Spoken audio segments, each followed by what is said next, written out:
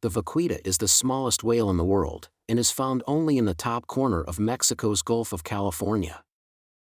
For a long time, the vaquita lived peacefully in the waters near Mexico. But with the increase of illegal hunting and habitat loss due to humans, vaquita numbers have decreased significantly.